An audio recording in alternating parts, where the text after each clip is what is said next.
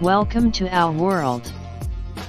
President of the Russian Federation Vladimir Vladimirovich Putin and President of the Republic of Equatorial Guinea Teodoro Obiang Nguema Basigo.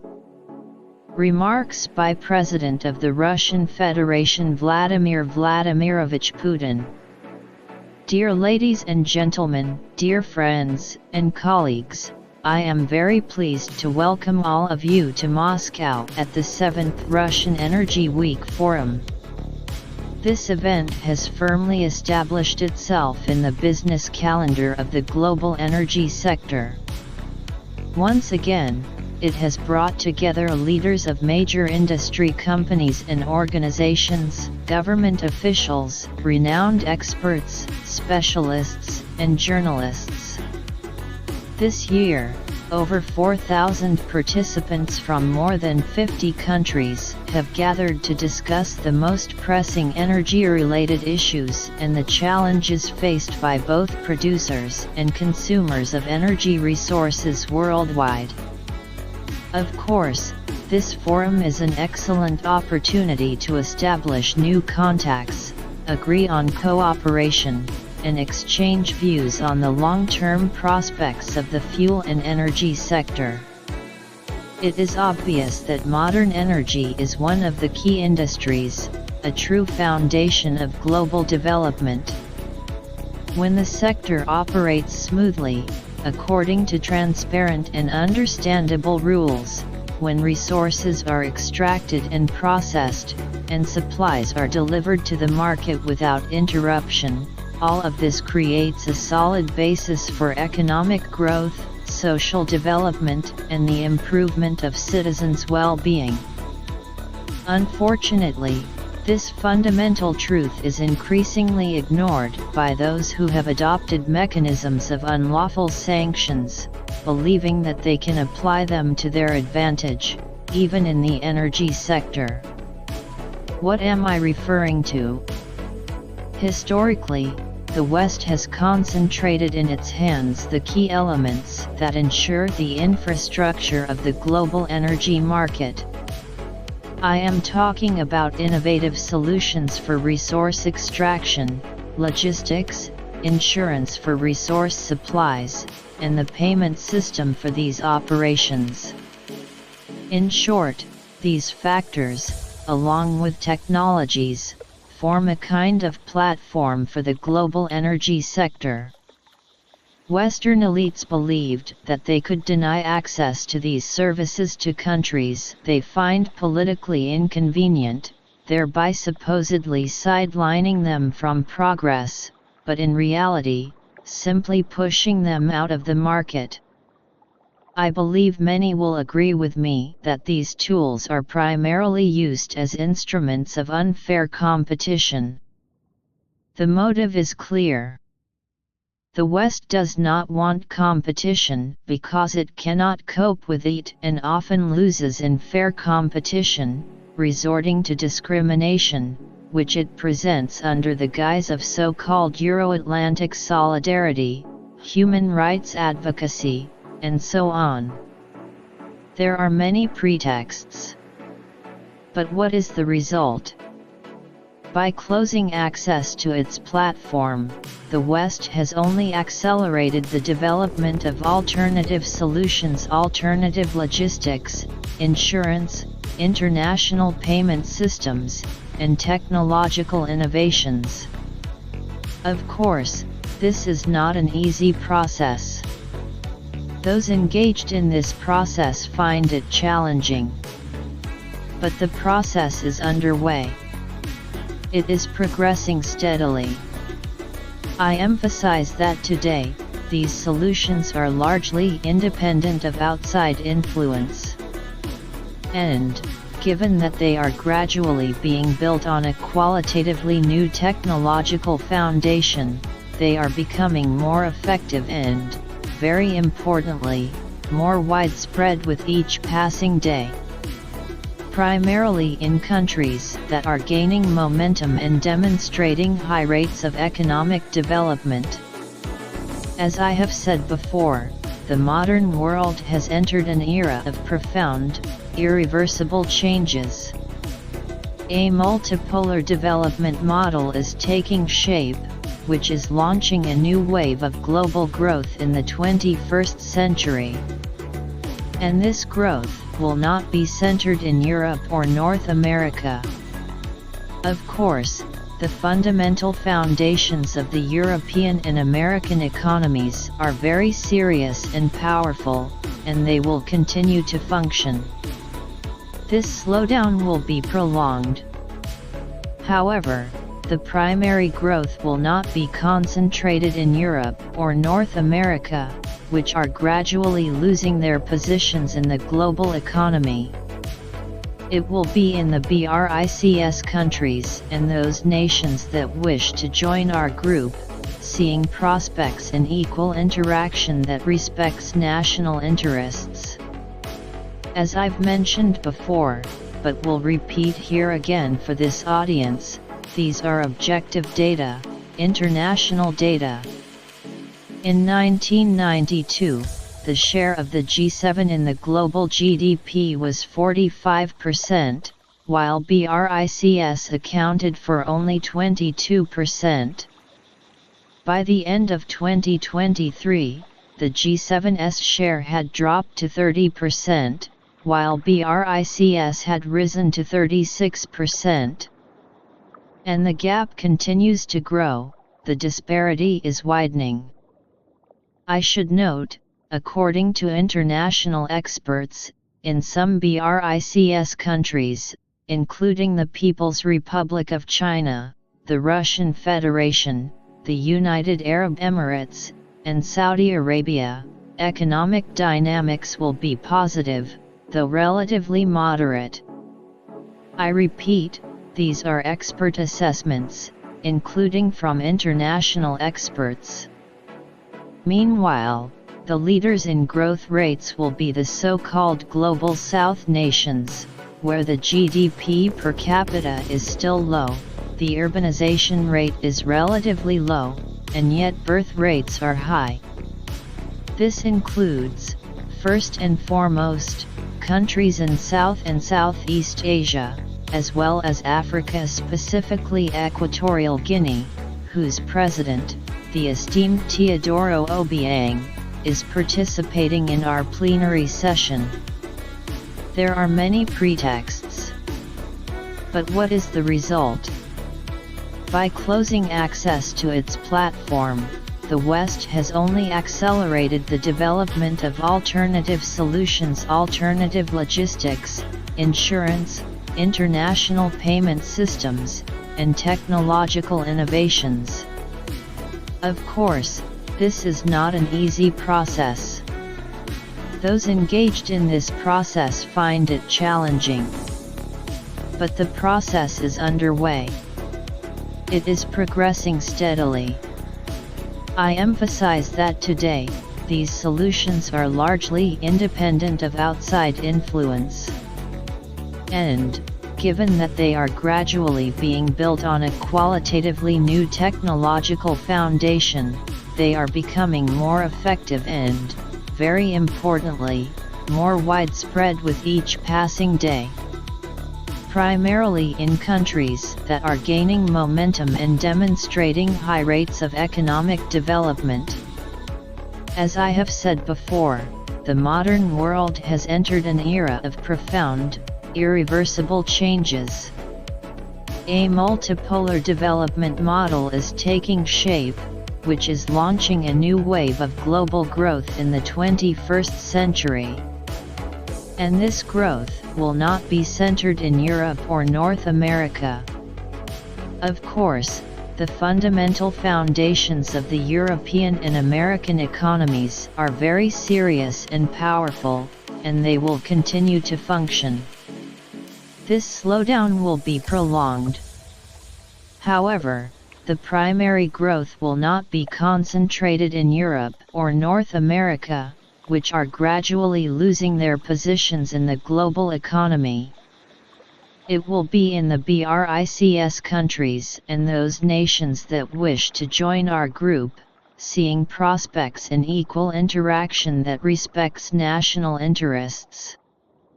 As I've mentioned before, but will repeat here again for this audience, these are objective data, international data. In 1992, the share of the G7 in the global GDP was 45%, while BRICS accounted for only 22%. By the end of 2023, the G7's share had dropped to 30%, while BRICS had risen to 36%. And the gap continues to grow, the disparity is widening.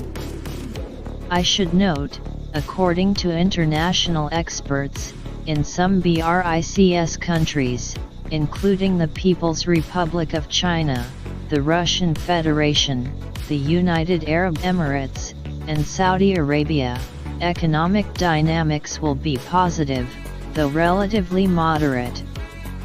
I repeat, these are expert assessments, including from international experts. Meanwhile, the leaders in growth rates will be the so-called Global South nations, where the GDP per capita is still low, the urbanization rate is relatively low, and yet birth rates are high. This includes, first and foremost, countries in South and Southeast Asia, as well as Africa, specifically Equatorial Guinea, whose president, the esteemed Teodoro Obiang, is participating in our plenary session. A separate issue concerns the financial infrastructure, specifically payments for Russian exports. There are, of course, certain challenges here. To address this problem, we are shifting to transactions in national currencies, and our partners are highly interested in this. There are also many issues in this area. We understand this perfectly, but we are overcoming them gradually. For example, the share of the ruble in our foreign trade transactions is already approaching 40%. From 2021 to 2023, the share of the ruble in export settlements almost tripled, reaching 39%, and in the first half of this year, it amounted to 39.4%. Meanwhile, within the framework of cooperation with BRICS countries, we are working on creating our own payment and settlement system, which will provide the foundation for the efficient and independent servicing of all foreign trade. I would also add that the supply of energy resources from Russia allows friendly countries to contain the rise in import prices, ensure their energy security, and maintain economic stability, enabling them to compete more successfully in the global market. At the same time, we are aiming to go further and not limit our cooperation to resource sales alone. Russia is ready to strengthen the technological sovereignty of its partners in the energy sector by forming complete scientific and production chains. This is exactly how cooperation in the field of peaceful nuclear energy is developing, with Rosatom's power plants being built abroad while simultaneously training local personnel, including engineers, workers, and managers for the new facilities. In essence, we are not just building a power plant, as they say at Rosatom, we are creating an entire industry for our partners, a new sector of energy and the economy. I am confident that this combination of intellectual and resource potential from different countries, alongside the expansion of international cooperation, will open up additional opportunities for our scientific research school, as well as for the development of mechanical engineering, the service sector, and, of course, the entire Russian energy industry. Dear colleagues, by the end of last year, energy consumption in Russia once again set a new record, surpassing Soviet-era figures. You understand very well that if energy consumption is rising, this is the clearest indicator of economic growth. Meanwhile, our energy system, one of the largest in the world, not only meets the growing demand from businesses, the economy, and the social sphere, but is also significantly transforming. Over the past 15 years, the installed capacity of Russia's electric power industry has increased by 18%, and the power stations themselves have undergone deep modernization, becoming more modern, efficient, and environmentally friendly. Thus, natural gas, an eco-friendly and efficient hydrocarbon, accounts for 48% of our country's energy mix. Together with nuclear and hydropower, which have minimal carbon footprints, this share exceeds 85%. In other words, our energy balance is one of the greenest in the world. This is an indisputable fact. And unlike certain Western countries that use the climate agenda to advance what are essentially neo-colonial interests, we are implementing a fair, orderly energy transition in practice, taking into account our natural conditions, the socio-economic development of cities, the entire country's territories, and the structure of the fuel and energy balance. We will continue to adhere to this approach moving forward. We will further renew and strengthen our energy system, which has already moved ahead with rearmament and the adoption of new technological solutions. This includes laying a strong scientific and practical foundation in promising areas such as renewable energy sources, small nuclear power plants, thermonuclear fusion, as well as hydrogen generation and the production of automotive, water, and rail transport running on this type of fuel. Yes, research and technology in these areas are at different stages of implementation, but I will emphasize once again, it is essential to see this potential now and plan for the future. As you know, the government has been tasked with extending the planning horizon for Russia's energy strategy through the middle of this century. This strategy is a comprehensive plan to increase energy capacity across the country. These are long-term projects. We must look ahead, and we are doing so. This work will rely on major systemically significant projects with long-term capital investment timelines, including, as I mentioned earlier, the adoption of new technologies, development of deposits, construction of supporting infrastructure, power plants, and power transmission lines. I remind my colleagues in the government that it is crucial to prepare the updated energy strategy within the next few months and then proceed to implement it step by step, working toward the priorities of the long-term development of the domestic fuel and energy complex, FEC. As far as I know, the government is currently coordinating parameters between ministries. I spoke in detail about these priorities a year ago at the previous Energy Week. I'll remind you of the key one: ensuring the domestic market, providing our regions, cities, and enterprises with stable supplies of affordable, cheap energy.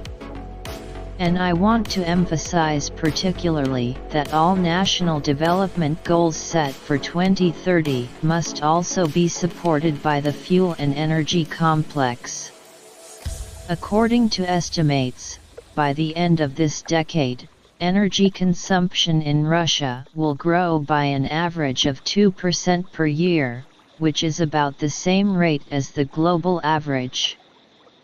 Our plans for this period include commissioning around 27 gigawatts of new generation capacity, including thermal, hydro, and nuclear power plants. We will strengthen the connections between the energy systems of the Urals, Siberia, and the eastern regions of the country. Special attention will be given to ensuring the power supply to the Far East. Electricity consumption in this region is growing at a faster rate than the national average. As industries continue to develop, and housing, infrastructure, and social facilities are built, this consumption will undoubtedly continue to increase. Our energy sector must respond to this demand, including through the use of modern coal generation with a low environmental impact. I have already instructed the development of a long-term program for the power sector in the Far Eastern Federal District. This program, like the National Energy Strategy, will be designed for the period up to 2050. I urge the government to expedite the approval of this document. A special topic concerns improving the reliability of power supply across the Federation's regions. This year, we implemented a fundamentally new approach by introducing the Institute of Territorial Network Organizations.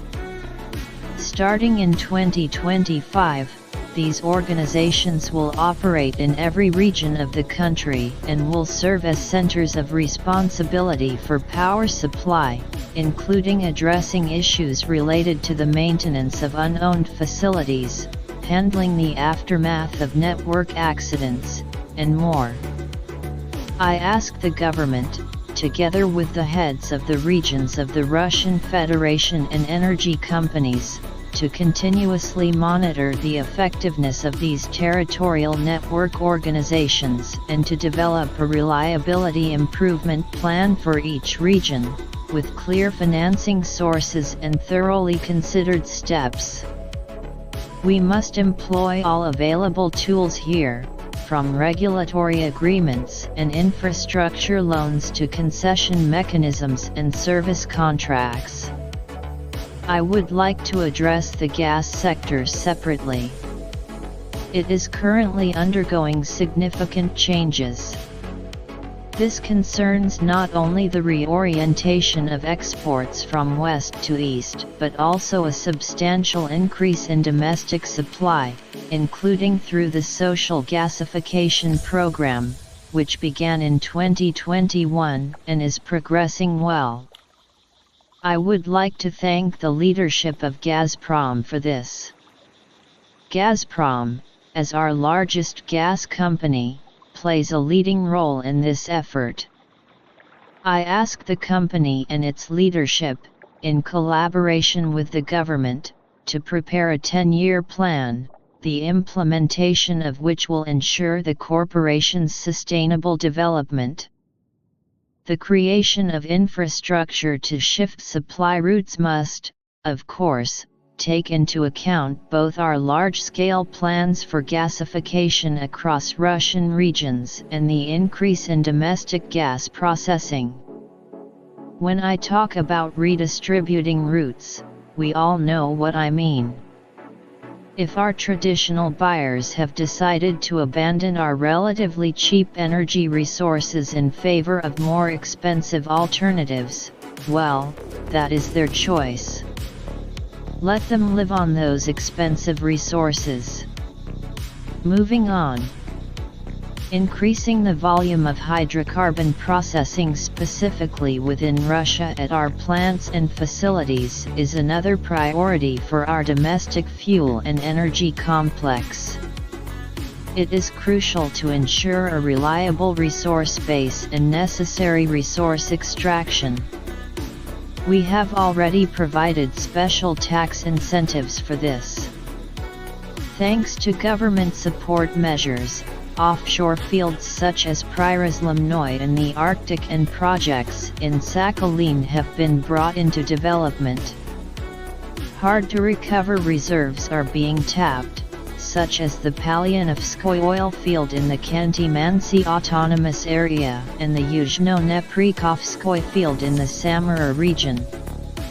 New oil and gas-bearing provinces are being developed in eastern Siberia and the Arctic. I am referring to major projects such as Vostok Oil in the Krasnoyarsk territory, the Utreny field, and the Shelf field on the Gaidan Peninsula. Coal mining capacities in the Far East are also being expanded. By the way, the Pacific Railway will become operational as early as next year. This private railway runs from the Elginskoye deposit in Yakutia to the port of Elga in the Khabarovsk territory. Again, it is very important that the development of Russia's unique reserves supports the growth of domestic processing facilities, creating maximum added value right here, in our country. We have launched a state program to modernize oil refineries. Its goal is to supply the economy, cities, towns, and all our citizens with high-quality fuel, lubricants, bitumen, and other products. I urge the government to closely monitor the implementation of this program and work on each facility in detail, particularly regarding repair schedules and production upgrades. Special attention must be paid to the development of oil, gas, and coal chemistry. According to estimates, demand for these products will only increase, both domestically and globally. Moreover, these sectors are highly profitable. The price increase from raw materials to finished products can reach up to 12 times. Russia is already implementing large-scale projects in this field, even by global standards.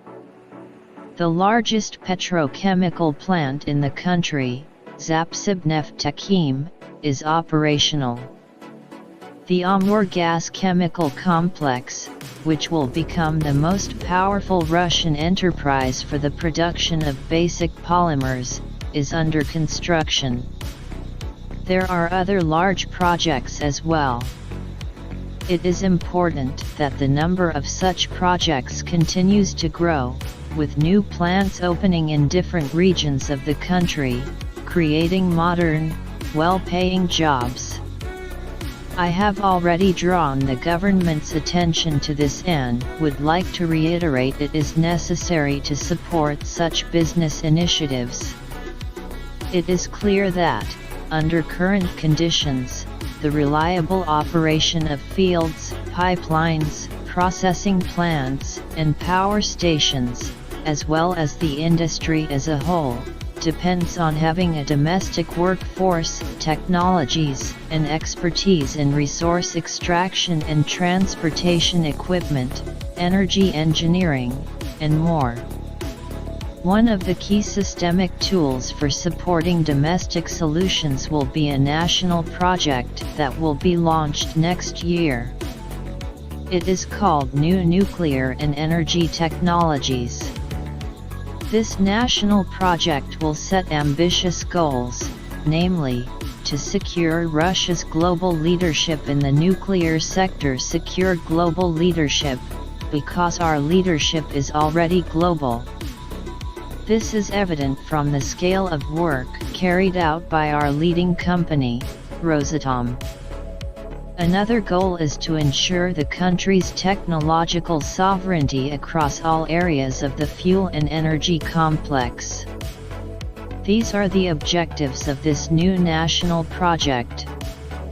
I ask colleagues in the government, together with our business and scientific communities, to work out all the details of this national project so that we can start its implementation without delay.